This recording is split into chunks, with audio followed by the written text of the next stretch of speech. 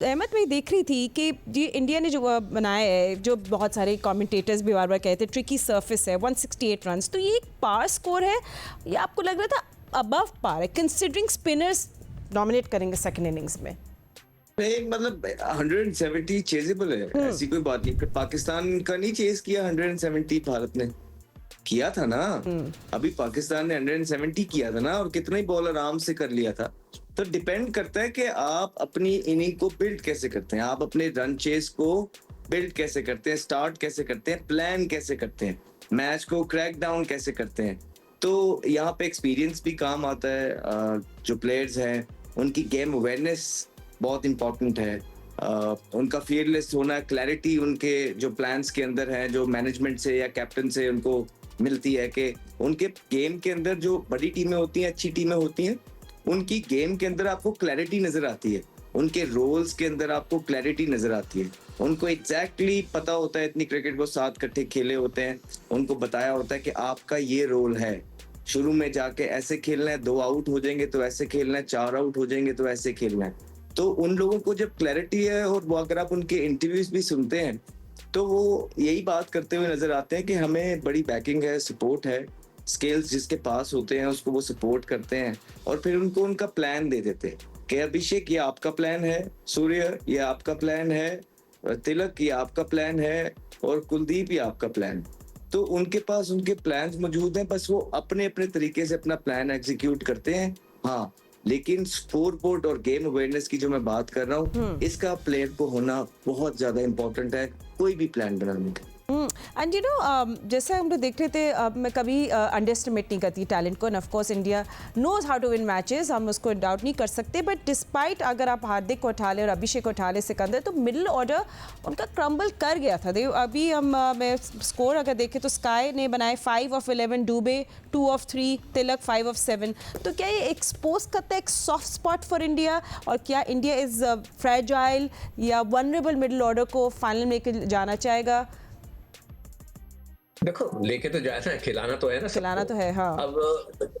अब ये जरूर हो सकता है कि श्रीलंका के खिलाफ इसलिए कि वो ऑलरेडी फाइनल में पहुंच गया, अगर वो कुछ स्विच ओवर करना चाहे, रिशफल करना चाहे, वो उनकी अपनी मर्जी है, इनके ऊपर डिपेंड करता है। मगर जब कभी टीम की रिदम आई हुई होती है तो फिर इसी तरह होता है। पांड्या को तो मैं हमेशा बहुत आई बिलीव कि is a very good allrounder, अच्छा हार्ड हिटिंग है, और कभी भी वो किसी वक्त भी गेम चेंज कर देता है। अभी अभिषेक जो आया ना नया, उसने थोड़ी सी इंडिया में और ज्यादा जान डाल दी है। दूसरों से इतना नहीं डर लग रहा है लोगों को जितना उससे लग रहा है कि उसकी जो स्ट्राइकिंग रेट बहुत तेज है, बहुत तेजी के साथ कर रहा है।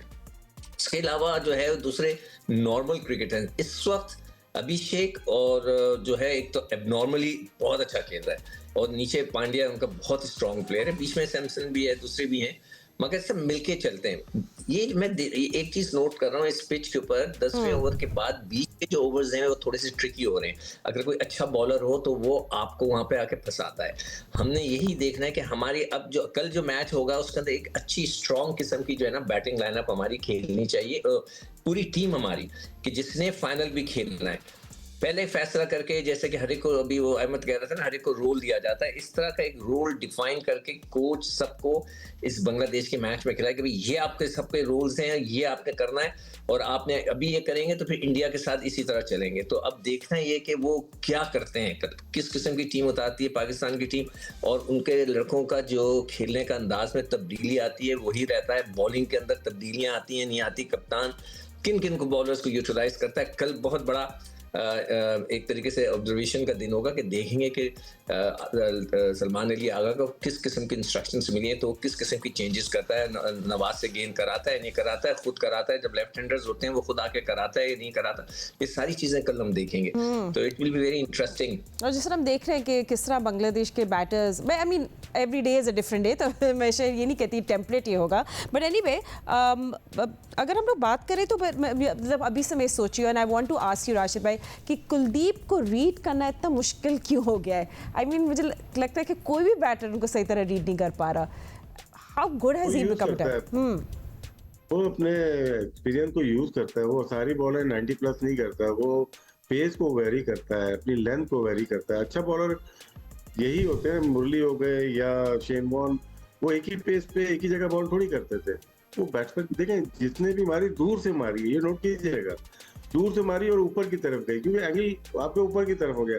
बॉल थोड़ी सी आगे होती तो लिफ्ट होती ना। वो जब दूर होती है आप पहले से सोच लेते हैं रीड नहीं होगी और मैं मार दूंगा। जैसे परवेज अहमद आउट हुए हैं, वो विदाउट रीड किए रॉन्ग वन थी, उनको सोच लिया मुझे रीड नहीं होगी तो मैं मार दूंगा।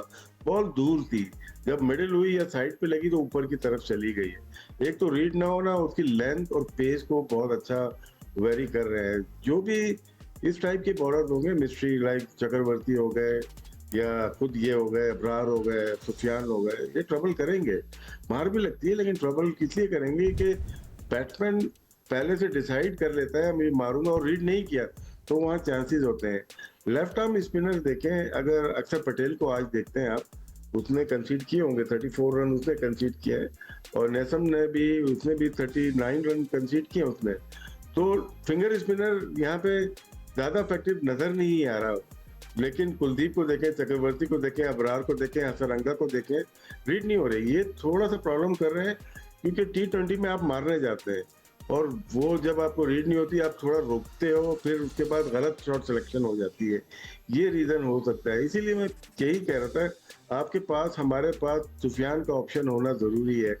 ये मौका जब मिलेगा चेजिंग में भी वो कहीं पे कामयाब हो जाए, कहीं काम आ जाए। हमारे पास स्पिनर तो बहुत ज्यादा है लेकिन एक और ऑप्शन होना चाहिए अबरार के साथ। और जैसे आप बात कर रहे थे अक्षर पटेल की, just not this best day today, बड़े एक्सपेंसिव पड़े तो बांग्लादेश ने कहीं मिस कर दी इस ट्रिक उनको ना अटैक करके। बट एनीवे हम लोग और भी बात कर रहे थे क्योंकि हमने पाकिस्तान ने अब कल बांग्लादेश के साथ मैच खेलना है, तो क्या हम लोग थोड़ा सा अगर उनकी बॉलिंग पे भी बात करें, सिक्कू भी है, अहमद भी है, तो बांग्लादेश को अपनी पावर प्ले में स्पिनर्स को लेकर आना चाहिए था इंस्टेड ऑफ गोइंग, वो पेस हैवी हो गए थे against Abhishek. So I would want to know कि कल उनकी क्या साइकी होगी, थिंकिंग होगी against Pakistan. I mean not that हमारे बैटिंग बड़ी अच्छी चल रही है, बट जस्ट थिंकिंग कि वो डिफरेंट क्या कर सकते हैं अपने बॉलिंग प्लान में हमारे खिलाफ। I think Ahmed, do you want to say something about that? नहीं, सिक्कू भाई अच्छा, सिक्कू आप बताएं।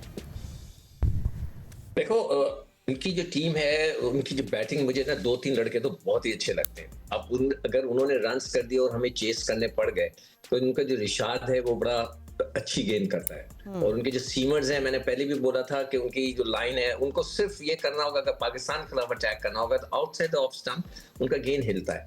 लेट्स सी कि वहां से वो क्या करते हैं। अभी हमें ये नहीं पता कि हमारे ओपनर्स कौन है। कल भी फकर और फरहान होंगे या कोई और होगा, अभी हमें ये नहीं पता। और वन डाउन कौन आ रहा है, क्या हारिस को ऊपर लाया जा रहा है, ये वही तो मैं कह रहा था कि कल बड़ा ऑब्जर्विंग दिन होगा कि हमें पहले तो ये देखना है कि हमारे खेल क्या रहे हैं।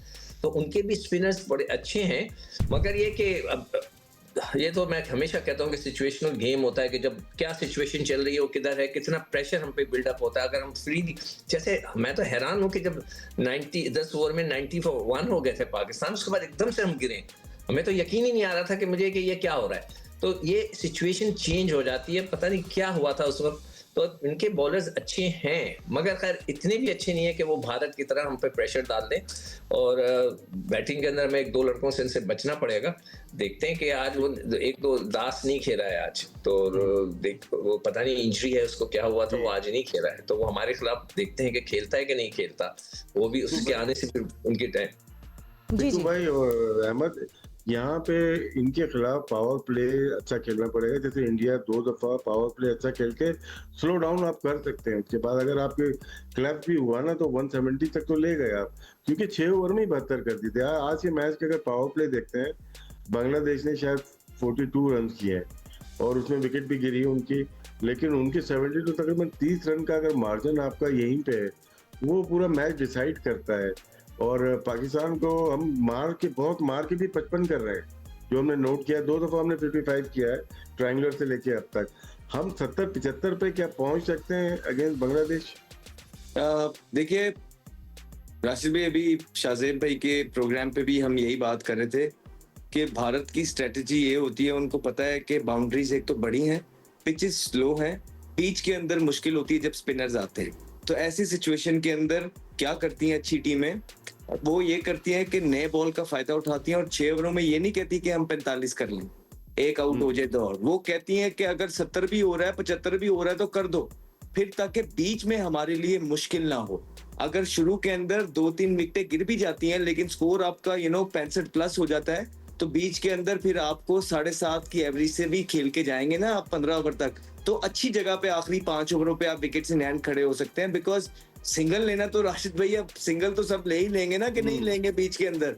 अगर सिंगल भी नहीं लेना है तो फिर मेरा मतलब है कि हमारे पे क्वेश्चन मार्क वैसे ही खड़ा हो जाता है कि इंटरनेशनल लेवल पे हम बिलोंग भी करते हैं नहीं। तो इस वजह से कि अपने मिडिल ऑर्डर पे ज्यादा प्रेशर ना डले, और अगर सिंगलें भी लेनी पड़े तो 3 आउट भी हो जाए तो खैर है, और एंड में विकेट्स इन हैंड रख के खेलें तो बिल्कुल करना चाहिए। इसमें अगर आउट भी हो जाए खैर है, लेकिन क्या पाकिस्तान टीम को ये प्लान कोई बताएगा? क्या उन्होंने ये प्लान भी डिस्कस किया होगा? क्या उनको ये पता है? बिकॉज हम तो बड़े मैचेस ऐसे खेले हैं डोमेस्टिक के अंदर भी, दुबई के अंदर भी, जहां हम इस प्लान के साथ खेले हैं कि okay we going all out first 6, let's see what happens after that and we'll plan accordingly, जहां पे हम फिनिश करेंगे 6। बिल्कुल ऐसा होता है। लेकिन क्या पाकिस्तान का ये प्लान है या उनका वही प्लान है 40-45 एक आउट और उसके बाद देखते हैं? नहीं, अगर 40-45 वाला प्लान हुआ और बीच में इन्होंने ये कहा कि हर रोज जो है ना संडे हो जाएगा और हम 9.5 की एवरेज से स्कोर ले जाएंगे 9 की एवरेज से, तो ये बड़ा मुश्किल हो जाएगा। स्कोर फिर वही 140-45 होना है अगर आपने 45 का पहले 6 ओवरों में पार किया। लेकिन अगर पहले 6 में फुल आउट गए और 3 आउट भी हो गए तो आप 160 प्लस ही करेंगे, नीचे नहीं करेंगे।